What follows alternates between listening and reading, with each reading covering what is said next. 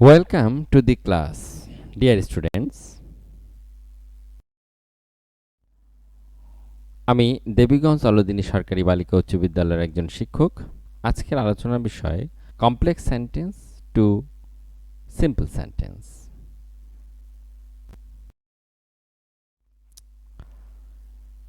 প্রথমেই দৌ নিয়ে আলোচনা। দৌ দিয়ে কমপ্লেক্স সেন্টেন্সটি এভাবে লিখতে হয়, দো he is poor he is honest. দৌ মানে যদিও, যদিও সে গরিব তবুও সে সৎ। বাংলায় আমরা যদিওর পরে তবুও বললে ইংরেজিতে দোয়ের পরে আবার অন্য কিছু হয় না, একটা কমা হয় শুধু। দো হি ইজ পোর, তারপর একটা কমা, হি ইজ অনেস্ট, এরভাবে লিখতে হয়। তো এরকম কমপ্লেক্স সেন্টেন্সটিকে আমি সিম্পল সেন্টেন্স করতে পারি এভাবে, in spite of his being poor he is honest. দোয়ের বদলে আমি ইনস্পাইট অফ লিখব, তারপরে হি এর বদলে হিজ, আর ভার্ব এখানে বি ভার্ব, ভার্বের সাথে আইএনজি, বিং পোর। এইভাবে আমি প্রথম ক্লজটিকে চেঞ্জ করে ফেলব এবং পরের ক্লজটি ঠিক থাকবে। তাহলে এখন এটিতে একটি ক্লজ থাকলো, হি ইজ অনেস্ট ক্লজটি থাকলো। তাহলে এটি একটি সিম্পল সেন্টেন্সে পরিণত হলো। এটিকে আরও অন্যভাবে লেখা যায়, in spite of his poverty he is honest, এভাবেও লিখতে পারি। অর্থাৎ বিং পোর এর verb plus ING plus adjective, এর বদলে আমি পোভার্টি অর্থাৎ নাউন লিখতে পারি। তবে আমরা সবসময় হয়তো নাউন মনে রাখতে পারবো না, কাজেই ভার্ব প্লাস আইএনজি বিষয়টি সহজ। আমরা আরও একটা উদাহরণ দেখি, though he caught the thief he did not punish him. এটার সিম্পল সেন্টেন্স এভাবে করব, in spite of his catching the thief he did not punish him. তাহলে একই নিয়ম, ইন স্পাইট অফ বসালাম ভার্বের, তারপরে হি এর বদলে হিজ বসালাম হি এর জায়গায়, আর ক্যাচিং মূল ভার্ব ছিল ক্যাচ, তার সাথে আইএনজি ক্যাচিং। যদি এখানে কট আছে পাস্ট টেন্স, পাস্ট টেন্সের সাথে তো আর আইএনজি বসানো যায় না, আইএনজি সবসময় মূল ভার্বের সাথে বসাতে হয়। In spite of his catching the thief, he did not punish him. পরের অংশটা ঠিক থাকবে। আমরা আরো কয়েকটি উদাহরণ দেখি।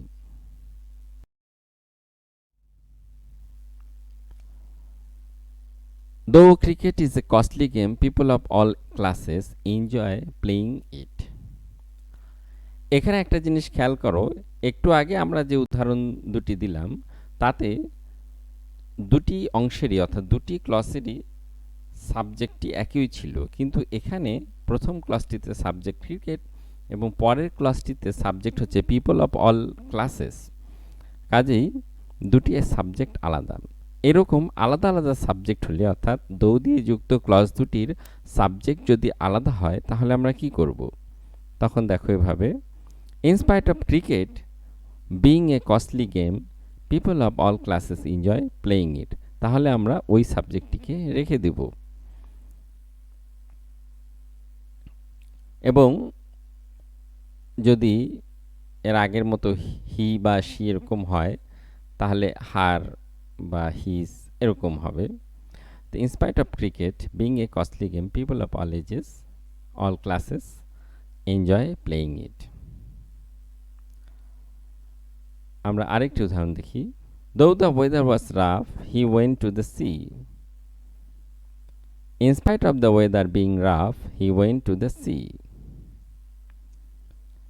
আশা করি এই দৌয়ের নিয়মটি তোমরা বুঝতে পেরেছ।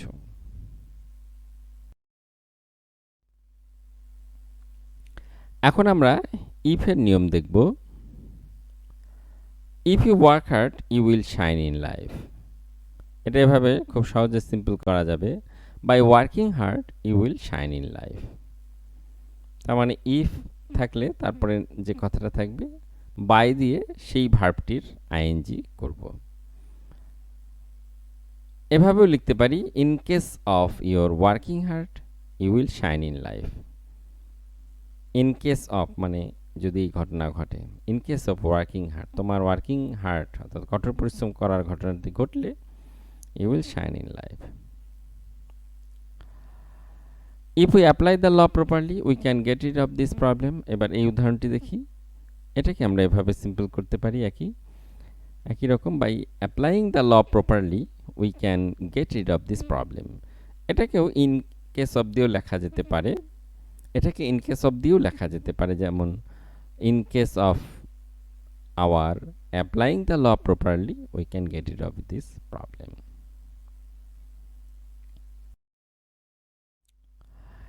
ইফের পরে যদি নেগেটিভ থাকে তাহলে আমরা কি করব, একটা উদাহরণ দেখে নিই।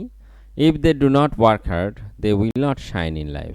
এটার সিম্পল আমরা এভাবে করতে পারি, without working hard they will not shine in life. তার মানে ইফের পর নেগেটিভ থাকলে আমরা উইদাউট বসাবো এবং তারপরে ভার্বের সাথে আইএনজি বসাবো। উইদাউট ওয়ার্কিং হার্ড, এভাবে আমরা প্রথম অংশটিকে চেঞ্জ করে দেব, আর পরের অংশটি তেমন যা আছে তাই থাকবে। এটাকে আমরা ইন কেস অফ ব্যবহার করেও করতে পারি এভাবে, in case of their failure to do work hard, in case of their failure to work hard they will not shine in life. In case of বসালে এই নেগেটিভের ক্ষেত্রে ফেইলিওর কথাটা ব্যর্থ হওয়া, তারা যদি কাজ করতে ব্যর্থ হয়, কঠোর পরিশ্রম করতে ব্যর্থ হয়, তারা যদি কঠোর পরিশ্রম করতে ব্যর্থ হয় তাহলে তারা শাইন করবে না।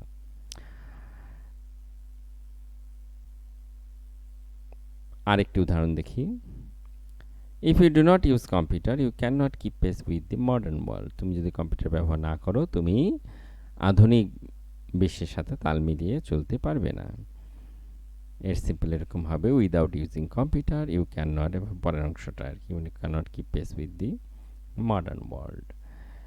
এটা ইন কেস অফ দিয়েও লেখা যাবে, in case of your failure to use computer you can not keep pace with the modern world.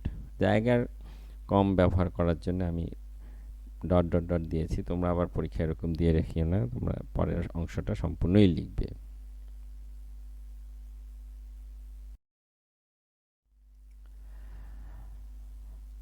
If plus negative এই জিনিসটাকে আনলেস দিয়েও প্রকাশ করা যেতে পারে, আনলেস মানেও if not. Unless they work hard they will not shine in life, এভাবেও থাকতে পারে, তখন আমরা আমাদের উত্তর একই হবে, without working hard they will not shine in life, in case of their failure to work hard they will not shine in life. এবারে যেটি আলোচনা করব সেটি হচ্ছে সিন্স, অ্যাজ, বিকজ।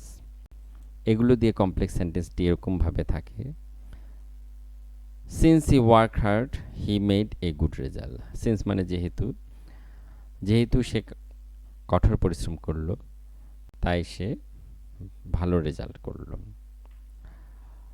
এটি সিম্পল করা যাবে এভাবে, because of his working hard, তার কঠোর পরিশ্রমের কারণে he made a good result, সে একটি ভালো রেজাল্ট করেছিল। এটাকে এভাবেও লেখা যায়, বাই ওয়ার্কিং হার্ড, কঠোর পরিশ্রমের মাধ্যমে হি made a good result.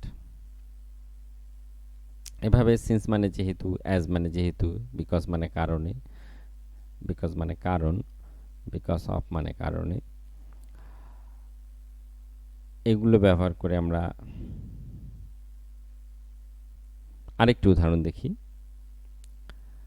As they repeat this activity they suffer much. এটার সিম্পল আমরা এভাবে করতে পারি, because of they are repeating this activity they suffer much. By repeating this activity they suffer much, because of, তারপরে his her অর্থাৎ positive case, তারপরে verb সাথে ING, অর্থাৎ একটু আগে যে আমরা ইনস্পাইট অফের ব্যবহার করলাম কিছুটা একই রকম, দো থাকলে in spite of, since, as, because থাকলে বিকজ অফ, এবং তারপরের অংশটি কিন্তু একই রকম।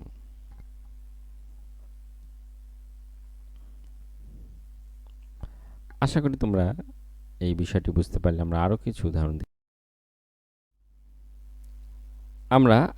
উদাহরণ দেখি। He could not join us because he was busy. He could not join us because of his being busy.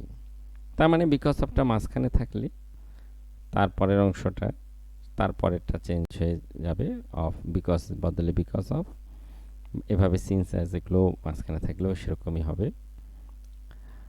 অর্থাৎ পরের অংশ যেখানে বিকজ সিন্স অ্যাজ থাকবে তারপরের অংশটার সাথেই তারপরের যে ক্লজটি থাকবে সেই ক্লজটির ভার্বের সাথে আইএনজি করতে হবে। আরও একটা উদাহরণ দেখি। As they are our real friends they remain with us in time of danger. এটা সিম্পল আমরা এভাবে করব, because of they are being our real friends they remain with us in time of danger. বা by দিয়েও করতে পারি, by being our real friends they remain with us in time of danger.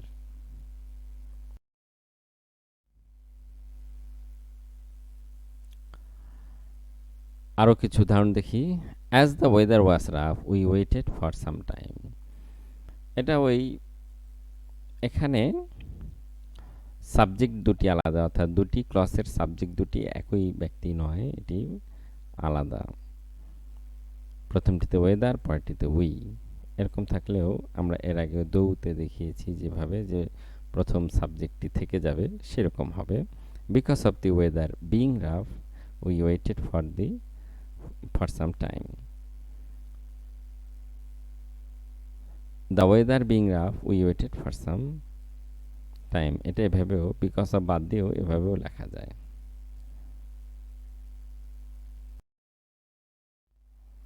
তাহলে এতক্ষণে আলোচনায় আমরা কমপ্লেক্স সেন্টেন্স থেকে simple sentence কিভাবে করা যায় তার কয়েকটি খুব সাধারণ নিয়ম শিখলাম প্রাথমিক পর্যায়ের জন্যে। এই জন্য এটি পার্ট 1 ক্লাস। তা আমরা কি শিখলাম? আমরা প্রথমে দৌড়ের একটা ব্যবহার শিখলাম, যে দৌড় থাকলে ইনস্পাইট অফ বসিয়ে আমরা সিম্পল করতে পারি। তারপরে ইফের ব্যবহার শিখলাম, ইফ থাকলে আমরা by plus verb plus ING বা ইন কেস অফ এইগুলো করতে পারি।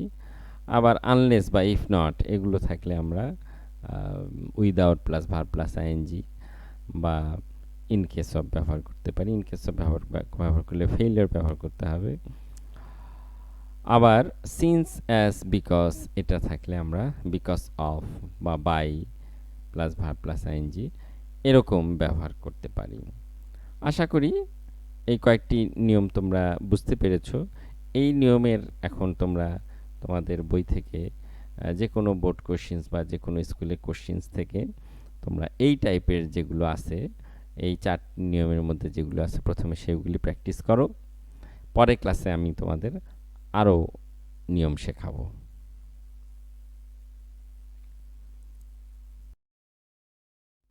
So thank you dear students for watching the class. See you next time.